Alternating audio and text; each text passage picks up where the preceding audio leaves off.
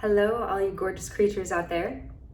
Today, our video is going to be about the 5 most common mistakes singers can make while performing, while singing karaoke, while singing in the shower. Doesn't matter if you are a professional musician or if you are singing just because you want to express your joy and love and light in life. That is amazing as well. These are 5 common mistakes that most singers face, and fortunately they also have very simple fixes and remedies. So we're going to work through these real quick, and then I'm also going to link a vocal warm-up video below just so you guys can get in the habit of warming up every day.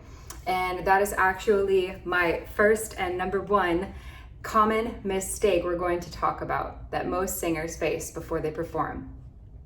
It is imperative that you warm up your voice no matter what. I actually got into the habit of doing this every single day, no matter what. If I'm going to just be out and about, or if I'm going, to meet friends for dinner or whatever, I'll make sure that my voice is warmed up throughout the day, because our speaking voice can also become exhausted very quickly, and that can drain if we are talking over a large crowd, or if you speak on the phone a lot at your job. If depending on how much you use your voice, it's a great habit to get into. Doing vocal warm-ups every day will save your vocal cords and keep you in the game for so much longer. So make sure you get in the habit of warming up every day, no matter what. And again, I'm going to be linking vocal warm-ups for you guys in the comments below. Number 2 most common mistake that singers can make while they're performing is forcing your voice. Now, I know it can be a challenge to hit higher notes, or if you're going to be, putting some power behind those vocal cords. If you have not gone through vocal training, which, I used to experience this before. I've been working with a vocal coach privately for 4 years now, and it has absolutely transformed my singing game and my life. But I had some vocal issues from improper use before, which is what motivated me to get a private teacher. But forcing your voice is not only going to drive up your larynx, it's going to produce a terrible sound. It's very difficult to listen to that, and I know you guys can all relate. I'm sure you've all heard it at one point or another. But when your larynx moves up, when you're forcing something that's not naturally and effortlessly coming, to fruition for you, it creates an unfinished sound. It sounds very unprofessional. It's almost impossible to listen to. It's kind of ear-piercing for me when I hear that. So really making sure that whenever you're performing, again, this is going to be in my vocal warm-up video links, making sure that we are always going for a very relaxed sound, and we're not, forcing our vocal cords to do something that they are either not warmed up or not prepared or not supported with breath support. One of the biggest giveaways you'll notice when you see somebody who's forcing their vocals and forcing the larynx up is they start facially contorting. And that's one of the dead giveaways of improper vocal use. So when things are effortless, just as naturally as you and I are speaking every day, you don't have to strain your face or your mouth to kind of achieve any sort of sound you want. When people are doing this, it's because they're not allowing the sound to be, first of all, supported by the breath, but then also they're not getting the cord closure that they need to achieve those sounds that they're looking for. So making sure that you are not forcing anything. You never want to force. And there's a difference between when you're warming up and you're working through a vocal cord muscle challenge where you're going to overcome it. There's a difference between oh, that's uncomfortable, or oh, this hurts. So just making sure that you have awareness and you're always paying attention to your body, because it will take care of you if you take care of it.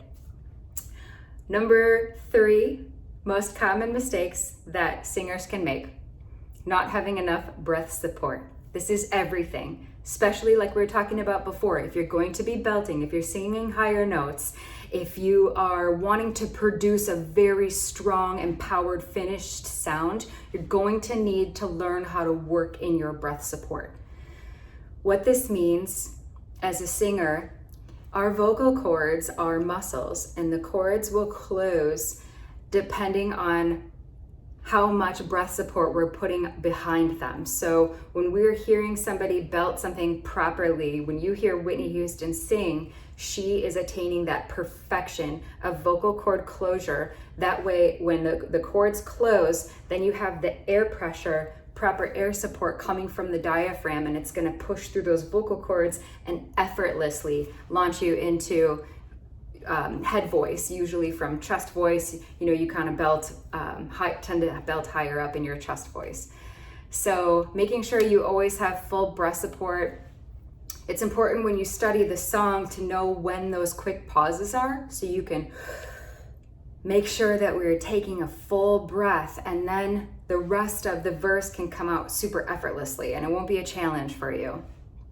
So always making sure that you are studying, and I never will sing something that I'm not prepared to, just because I like to know, you study the song, you get familiar with it, you get comfortable with it, and it becomes second nature when you're taking those full breaths in. So you never have to, you will never sound unpolished or unprofessional.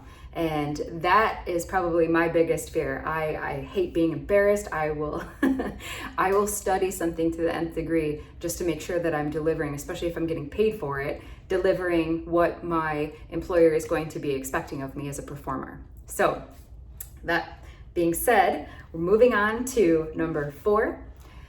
Most common mistake artists make, vocalists and singers make, is trying to sound like somebody else. And I'm all good with this in the beginning. We all have our idols. We all have people that help to formulate and shape our voice until we find our own.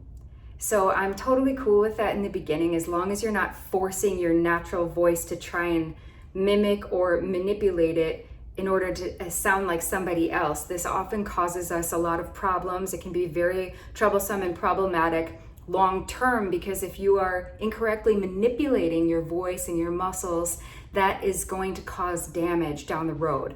Our voices are very unique to each one of us. It's like a thumbprint. It's not something that anybody else can sound like. And that is your distinct pleasure for you to explore what your voice wants to do and how you get to shape it. It's like a piece of clay, and you get to mold it, and you get to shape it, and you get to decide, what is the most authentic sound for you personally. And that's what makes being an artist so amazing. Every day you get so much joy in seeing, your creative gifts unfold. So really making sure that you are getting to know and understand and become firmly rooted in who you are, and finding your voice and your creative channel. All of that relates to the throat chakra. It's the channel or the chakra of our creative flow, our creative intuition, speaking our truth and allowing our truth to come from our personal empowerment. So it's very important never to, you're doing yourself a disservice, okay, when you don't honor the authenticity and the fullest expression of what your personal voice will sound like. And so you always want to make sure that you're honoring authentically who you are. And like I said, in the beginning, we all have our idols, later in life, I'm actually an old metalhead, believe it or not, but later in life, I got into then like post-metal, and then, more indie rock, and then folk rock, and always alternative girl for sure though. But I didn't actually discover like turn of the century jazz until I was in my early 20s. So that opened up a whole new world for me, because there are not a lot of mainstream singers who have that kind of sound that I was always, my voice naturally aligned with. And so once I got to hear like Ella Fitzgerald and Sarah Vaughan, and I learned about Billie Holiday, and I learned about, like all of these idols for me, my voice actually kind of found its home. So it's okay to have people that you admire and that you look up to, and especially if you're doing cover songs. But like I said, always making sure that you are discovering and working to effortlessly allow your unique voice to shine. And if you are a singer, this is your gift to the world. Only you can sound like you. No one can do it better than you do. So it is your job to pursue that to the highest degree possible and make sure that you get to share that gift with the world. The world desperately needs more authenticity and love and beauty and art right now. So don't deny anybody what you truly are, making sure that your highly polished diamond gets to shine the way that it was meant to. Which brings us to our fifth and final most common mistake that many artists make, and this is the simplest one to correct, by the way.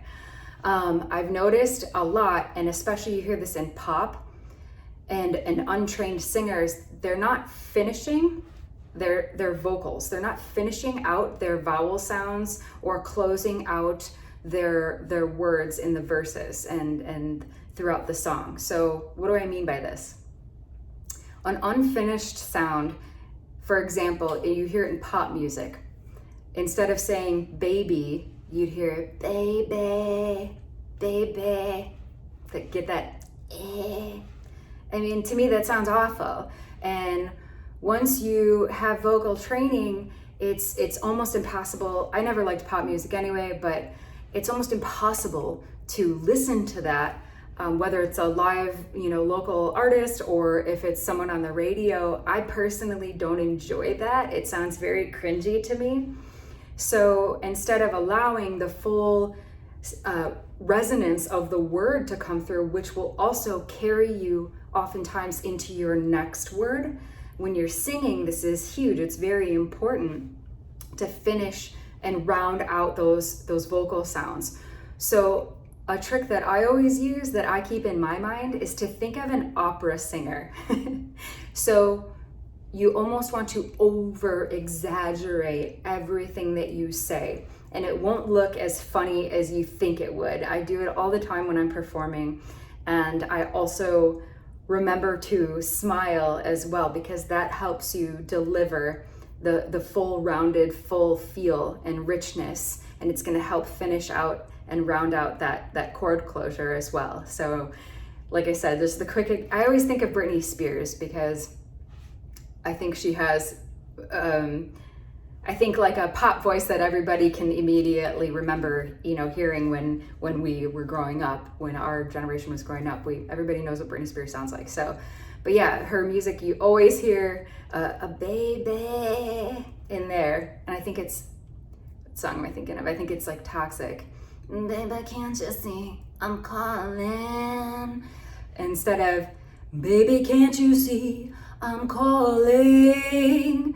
You can finish out that full sound, and it sounds so much more luxurious. And not only that, but it will allow you to roll into whatever the next lyric is going to be. So you can kind of play with that, and it has more fluidity. I think it has more flow. It sounds more polished. It sounds more professional. And if somebody's paying you to play music, you always want to be remarkable.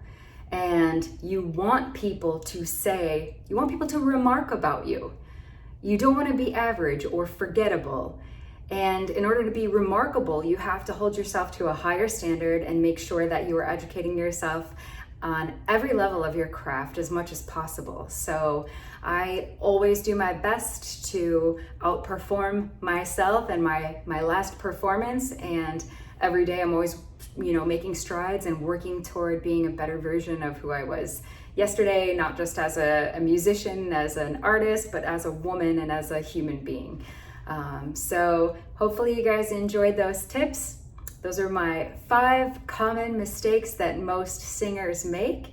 And again, there will be a link to a warm-up video below, and I'm putting out videos every day.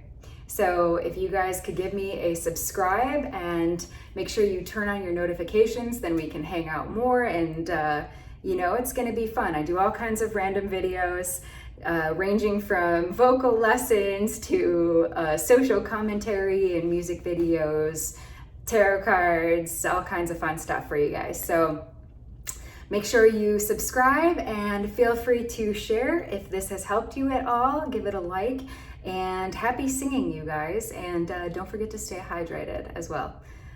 Super important to stay hydrated. So I guess technically that makes it 6 things. But anyways, hopefully you guys have enjoyed, and we will talk soon. Cheers and God bless, and have a great day.